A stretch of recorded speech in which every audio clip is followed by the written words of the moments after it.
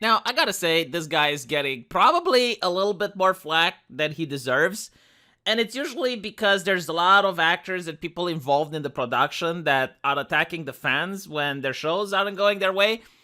But this guy is doing literally just that, although a bit more subtle. So, first of all, he says that huge thanks to everyone who supported our show. We were the second most streamed piece of entertainment in the US last week, behind the Oscars Best Picture winner. Doesn't say much, by the way. I mean, have you looked at the ratings of the Oscars? Oh, Dios mío. You should have been on top of it if you are so good. But okay, apparently it was the also most streamed in Canada, with many more territories coming to Paramount Plus soon. Halo the series is now officially a huge hit and soon is going to be a worldwide phenomenon. Oh, maybe my mother from Romania can hear about it. I'm sure she's going to get into it. To all the fans who have been waiting for this moment for so long, and to the newcomers who have responded with such overwhelming support and love, I am honored and humbled to be in the service of this amazing universe and lore. For all the quote-unquote fans, this is where the salt comes in. This is where we're going to piss our eyes a little bit, pretending that we're happy. For all the quote-unquote fans rooting against the home team. You are a corporation. You sell a product. There is no home team. There is no us. There is no we. It's either I like your product and I give you my time and money, or I don't like your product and I give you my criticism. There is no we, the team. It's a business. You're a business person. Treat it as such. So, apparently, to all the fans who have betrayed the show, before they saw it and disagree with what we were doing, I respect your opinion and I love you too, because the truth is we love the same thing, and I will keep working my ass off each and every day to make this show the best version of itself, to bring attention and respect to this universe we love for all. So I don't think he's doing something bad. You know, it's not like the other people that called the fans sexist, misogynistic, racist, or whatever. There is a little bit of salt. Not gonna lie, you know, the quote-unquote fans thing, not a good look. But, like, he's like, okay, well, there are people who don't like the show, and because of that, we're going to make sure that we can play better. Okay, fine, you know, like, I don't see a problem with it. There's a lot of people that do, though, right? Hate when actors talk down to their audience like this. Again, do not contact this guy. I'm not even against this guy, by the way. Like, it's just like he says that he hated when actors talk down. I don't think he talked down to his audience, to be honest.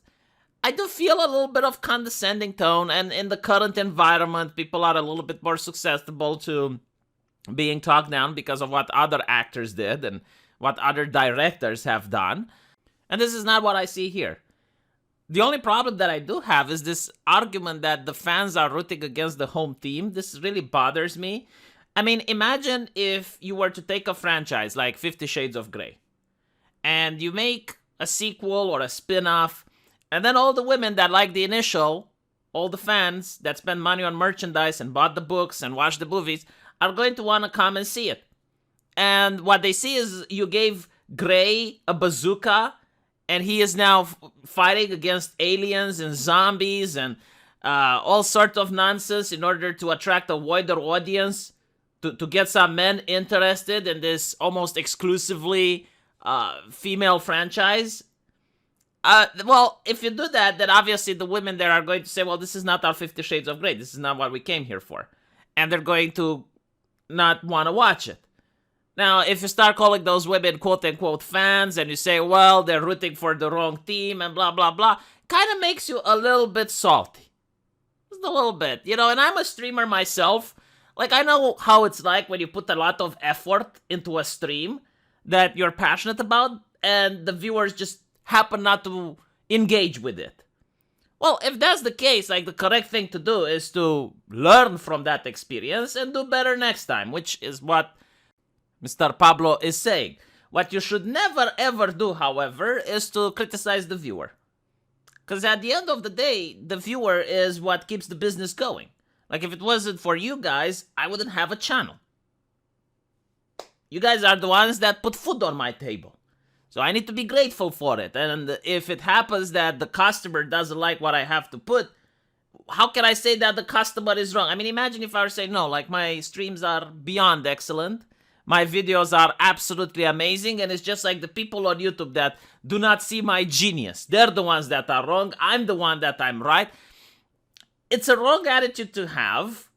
It's an unproductive attitude to have. And you get to see it on so many other celebrities that even when people see some post that's like this, which is like remotely controversial, they get very upset.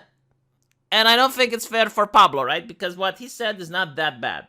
But there are other people who do say very bad things, and it casts a bad light on Pablo. Now, with that said, I still think Halo is bad. I still think that they disrespected the lore. I completely understand why the gamers don't like it.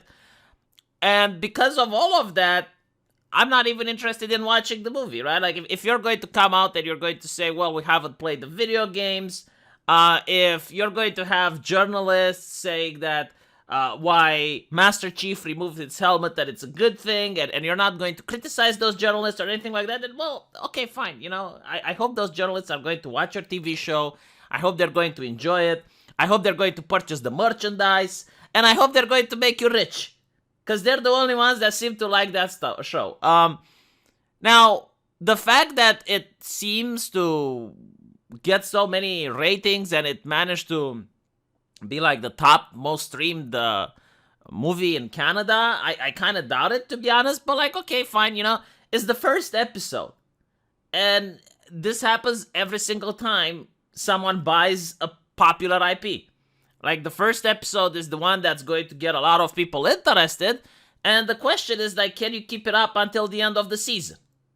Because from what I understand, the second episode was quite boring. Which is, by the way, even worse than being cringe. Like, at least when it's cringe, you can have clips. And people can still watch it. But when it's boring, that's really bad. So we'll see. We'll see. From my experience, like, most people that have seen it said it's bad. Which is kind of sad, because I would have wanted to see a sci-fi show. You know, like, the thing with the haters, like, why do you think they even exist to begin with? Like, why do you have haters before the show is even out? That is a question that's worthy of reflection. Because, like, no one hates the cast, no one hates the director. No, it's like, you made a couple of decisions that upset the fans. And, like, could those decisions have been avoided? That's the question you should ask yourself.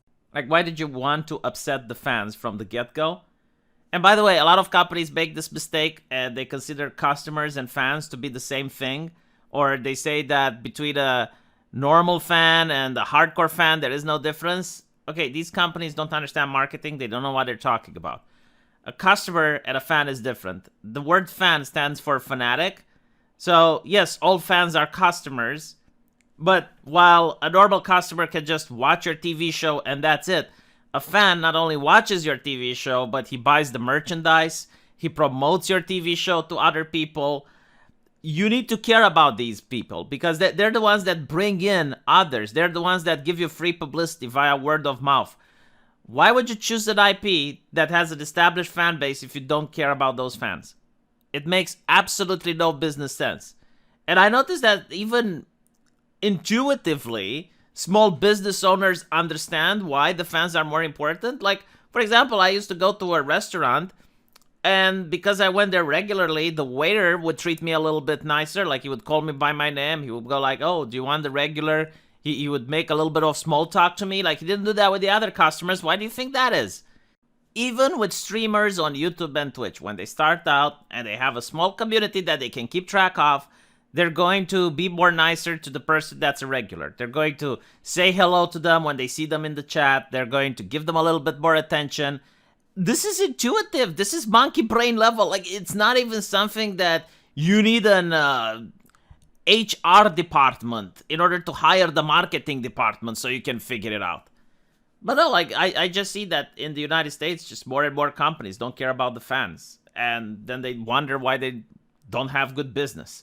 Not to mention, like, here's another thing about the fans. You know, like, when they like you, they're going to buy your stuff.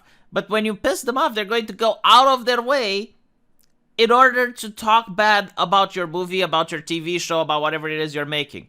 So this is what the guy is noticing there. It's like, yeah, a lot of the fans are upset because you went out of their way to piss them off. And now they're going out of their way in order to upset you. Let me know what you guys think, though. And I'll see you in the comment section. Take care.